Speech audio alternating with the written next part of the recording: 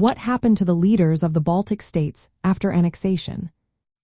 What really happened to the leaders of the Baltic states after the Soviet annexation? The story begins in 1940, when the Soviet Union took control of Estonia, Latvia, and Lithuania. This event marked a significant shift in the political landscape of Europe during the Cold War. The leaders of these nations faced harsh consequences as the Soviet regime sought to consolidate its power. Once the Red Army occupied the Baltic territories in June 1940, the existing governments were dismantled. The Soviet Union issued ultimatums demanding compliance, and many leaders were forced to resign. Soviet officials like Andrei Zhdanov and Andrei Vyshinsky oversaw the establishment of new governments filled with communists and their supporters. The former leaders did not escape unscathed. Many were arrested, deported, or executed.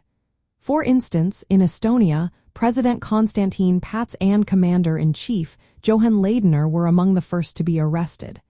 Several former heads of state faced execution or died in prison. In total, a large number of ministers and officials were targeted.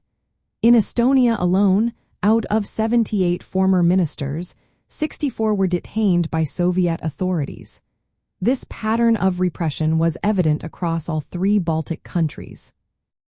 Mass deportations were also a common tactic. The Soviet secret police, known as the NKVD, carried out these operations, often targeting not just political leaders but also their families and perceived opponents. Many were forcibly relocated to remote regions of the Soviet Union, such as Siberia, where survival was a struggle for many.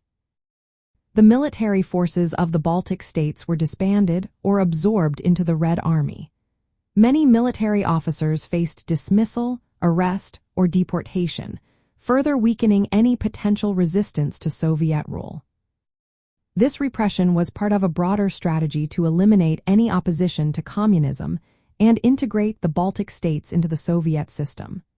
The old national governments were replaced with Soviet-style administrations, filled with loyal communists. The populations of these nations experienced political purges, constant surveillance, and strict ideological control. From the Soviet perspective, these actions were seen as necessary to dismantle what they viewed as bourgeois nationalist regimes. The leadership believed they were liberating the Baltic states from capitalist influences, integrating them into a socialist federation. In short, the leaders of the Baltic states faced a grim fate after the Soviet annexation. They were removed from power through arrests, deportations, and executions. Their governments were replaced by communist administrations, and the societies underwent forced changes to align with Soviet ideology.